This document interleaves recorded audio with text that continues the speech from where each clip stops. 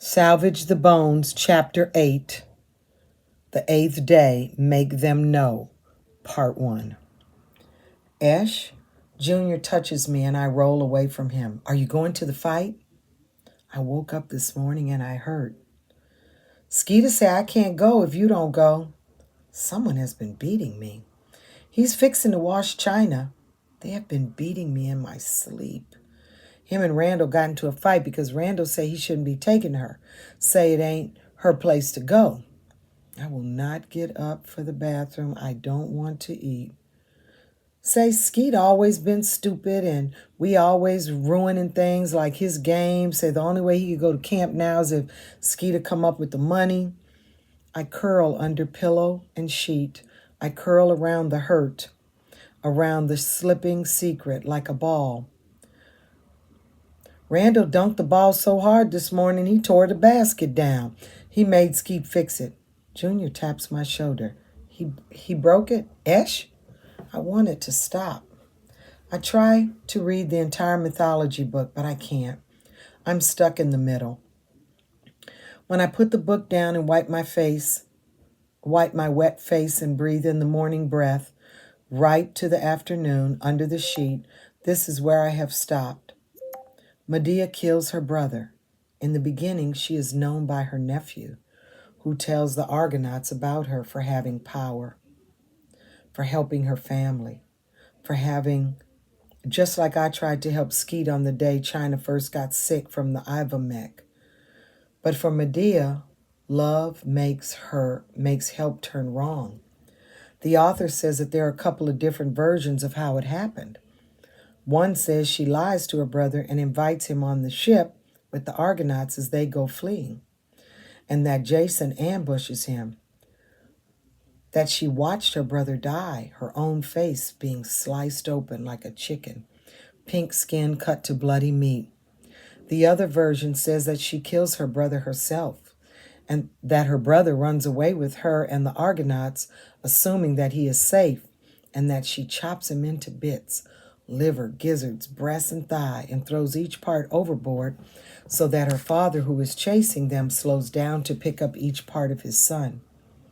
I read it over and over again. It is like she is under the covers with me, both of us sweating to water, to get away from her, from the smell of Manny still on me at night, and morning afterwards, I get up.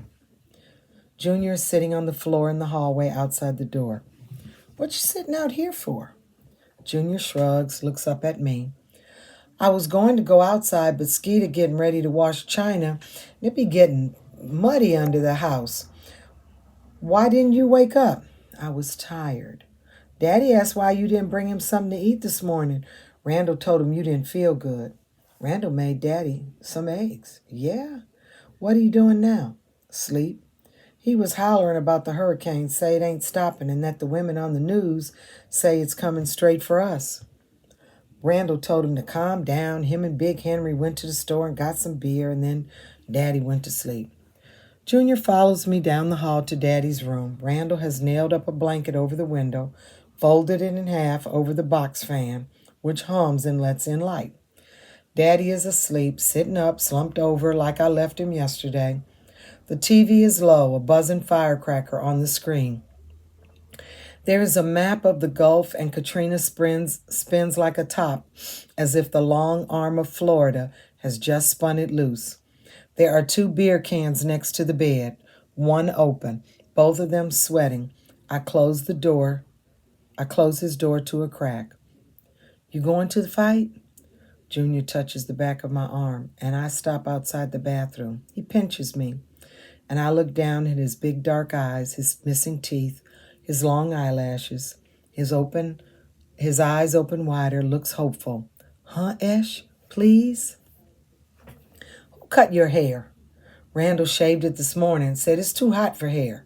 He's right. I palm his light bulb head and shake it. Esh, he grins, and he looks like Skeet in the picture in Daddy's room. The air is close as the water in the pit. All right, I say, we'll go. I sit sideways on the toilet, rest my arms on the windowsill. My body feels stung all over by catfish. My stomach, the lead sinker. In the front of the shed, Skeeta is testing the water from the hose with one hand. It is so hot that I know the water boils fresh out of the faucet. He will wait until the water runs cold for her. When Skeeta first sprays China, she shakes. She is standing, legs wide, back straight, her head up. She is licking at the water, and it is as if she was never sick. She is coy as a girl with a lollipop lapping at the hose. She sneezes and closes her eyes, and the dirt starts to run in sheets down her sides. It is the first time that I have seen her off leash in days. Come on, Skeeta says. We're going to make you shine. Skeeta cuts off the water and picks up the mostly empty bottle of dishwashing liquid and empties it onto her back. He begins scrubbing, and the soap turns a pink gray. He rubs the soap up the flat, wide length of her head, down her face. He pulls her fur back so that her clenched teeth show, her fangs carving down sharp against her pink gums. Her eyes are slits, half closed in pleasure. She is stretching into Skeet's hands. He is pulling her limber, massaging her. Her nose is up to the air, and she is long and beautiful as an outstretched wing. He kneels in front of her, swipes his hand down her chest, and she licks him happy. You came back to me, he says. You shouldn't be taking her.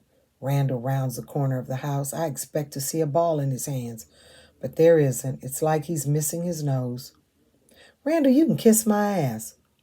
You ain't got no reason to be mad. I do. She's my dog. Those are my dogs. You was steady fucking up. I had to do something. Fuck that coach. China is grinning against the pull of her skin again. Skeeta scrubbing hard. China looks striped. And fuck Rico. Ain't nothing about China weak. You still ain't thinking about the puppies. Skeeta turns on the hose. China walks in circles in the water. Stay, Skeeta yells, and she stands frozen. It wasn't your dog to give. And it wasn't your game to fuck up. What am I going to do about Camp? If he would have said that shit to you, you would have jumped him too, Skeeta grimaced. And the way he looks at Esh. Rico fucked with Esh, Randall? Randall, who has been pacing the ditch in the muddy yard as he argues, stops. Skeeta snorts, glances at the window where I'm sitting. But the sun is too bright outside. He can't see me. His mouth twists like he's been bitten into a peach seed. He laughs once, a bitter, loud bark.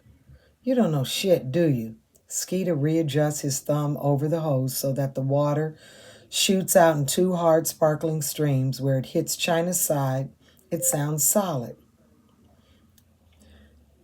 You ain't got to go today. This ain't nothing to do with you. Why don't you go shoot?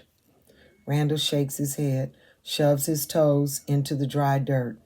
The dust puffs and drifts into the still air. He looks toward the bathroom, and I sit back so that the tank of the toilet is cool and slippery through my t-shirt.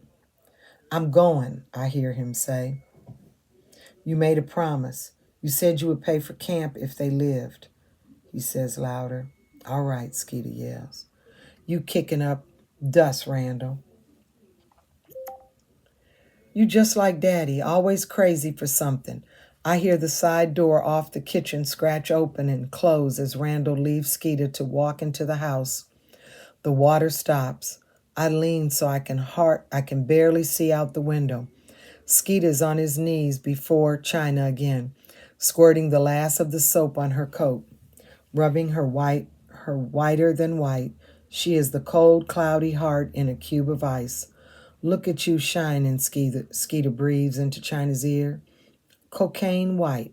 He brushes her hand a blade, blinding.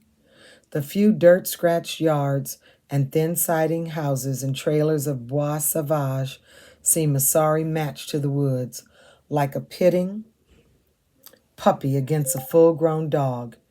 Here they are, swimming holes that are fat puddles, and some the size of swimming pools, fed by skinny, clear creeks. But the earth makes the holes black, and the trees make them as filthy with leaves as a dog is with fleas. There are clusters of magnolias that are so tall and green and glossy, they are impossible to climb, and the air around them always smells like peaches. There are oaks so big and old that their arms grow out black and thick as trunks, which rest on the ground. There are ponds that are filled with slime and tall yellow grasses, and at night frogs turn them teeming, singing a burping chorus. There are clearings where deer feed, startle white and kick away. There are turtles plowing through the pine straw mud, trying to avoid the pot. Marquise told us once that he went out into those woods with Bone and Javon after a hard rain to find some mushrooms that they could take, and they came across a wolf, lean as a fox, dirty gray, who looked at them and then, like they'd shot at him, and then disappeared. The trail that leads into one of the deeper parts of the woods is up the road away from the house. China leads us, relaxed at the end of her chain. The leash is dull steel, the collar chrome. Skeeter stole it. He has reshaved his head, and he wears a hand towel around his neck like a scarf. Big Henry carries Junior on his shoulders, and Randall trails, a big stick in his hand, which Skeeter laughed at him for picking up when we were jumping the ditch, saying, "That ain't going to do nothing against these dogs." Then he pointed at China and said, "But she will." Randall carries a stick anyway. Marquise is probably already there with his cousin, Crow's Call. Crow's Call. I listen for the boys and the dogs somewhere out in these woods, but all I can hear is pine trees shushing each other, the oak bristling, the magnolia leaves hard and wide so that they sound like paper plates clattering when the wind hits them. This wind snapping before Katrina, somewhere out in the Gulf, coming like the quiet voice of someone talking before they walk through the doorway of a room. A cloud passes over the sun, and it is dark under the trees. It passes, and the gold melts through the leaves, falls on the bark and floor, foil coins. Soon we reach a curtain of vines which hang from the lowest branches to the needle-carpeted earth, and we crawl. Skeeter dusts off China's breast and waves us on. We have been walking for a long time when we hear the first tiny bark. "You tired?" Randall asks. "No," I say.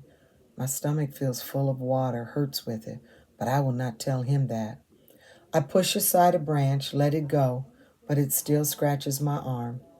Medea's journey took her to the water, which was the highway of the ancient world, where death was as close as the waves, the sun, the wind, where death was as many as the fish waiting in the water, fanning fins, watching the surface, shadowing the bottom dark.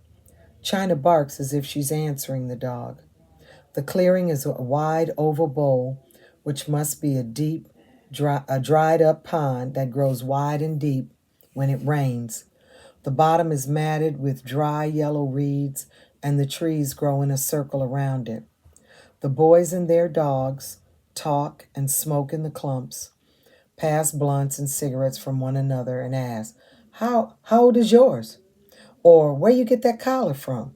Or how many she done had? There are around 10 dogs here, around 15 boys. I am the only girl. Marquise's little brother, Ajay, is here, and he and Junior begin competing to see who can climb the fastest up a gray, low-limbed tree outside the circle of game dogs and game men. The dogs are brown and tan, black and white, striped, brindle, red, earth. None of them is as white as China.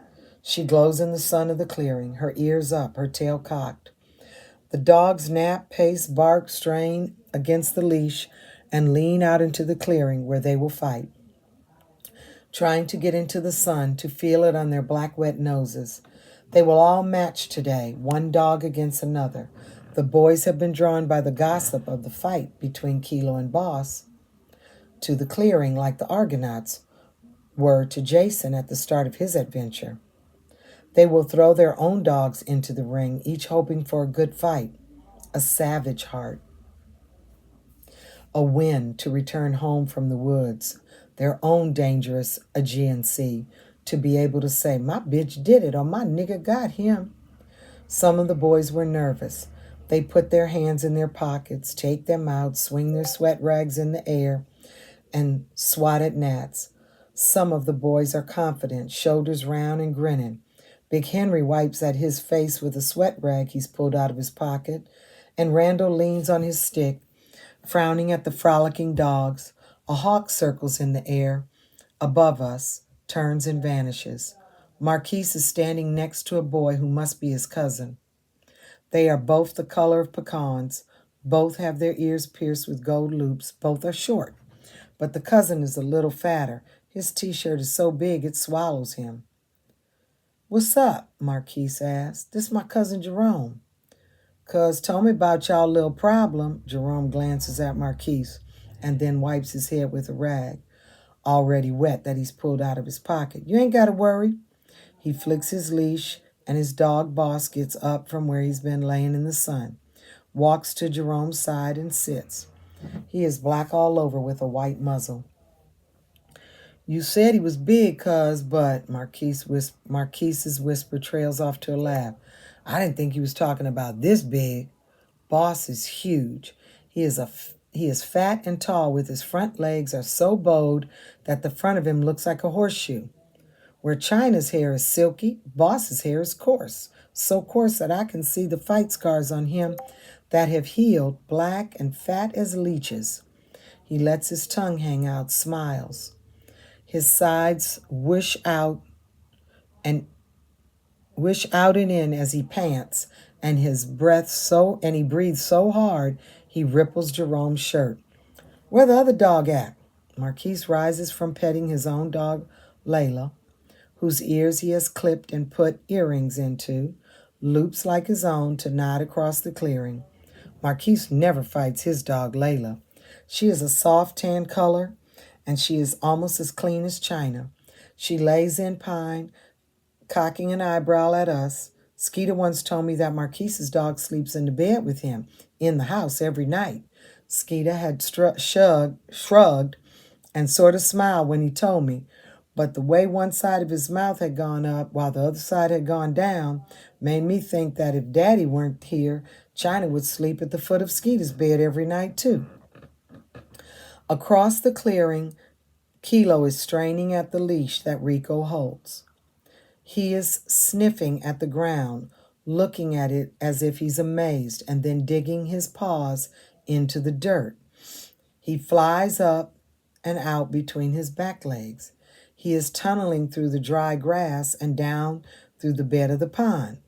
I wonder if there are frogs down there, dry and cool, hiding in the cracked mud, if they are trying to flatten themselves to hide from the sharp paw. Rico is half in the sun, half out, laughing toward Manny and some of the other older dark boy who had worn white shoes that looked too new to wear to a dogfight in the woods. Rico's grill is bright, but Manny, his arms folded, is more gold than Rico's smile. And I hate it for him. And I hate him for it. "I done fought Boss all the way from Baton Rouge to Pensacola," says Jerome. "He won more than he lost." Boss lays down in the pine straw and snorts into it again. So he flies up like feathers in the front of his face. He ready. I edge into the shade next to Randall, who is stabbing his stick into the clay earth again and again. Big Henry plucks his shirt away from his front, airs it out. He grins at me. Skeeter stands in the sun, the only boy in the yellow clearing who braves the light with his dogs. He ignores us, looks past us off into the woods, still as China is at his side, who ignores us and looks off as well, standing, never sitting. I wonder if he has trained her to do this, to stand at his side, to not dirty even her haunches with sitting so that they gleam. China is white as the sand that will become a pearl. Skeeter, black as an oyster. But they stand as one before these boys who do not know what it means to love a dog the way Skeeter does.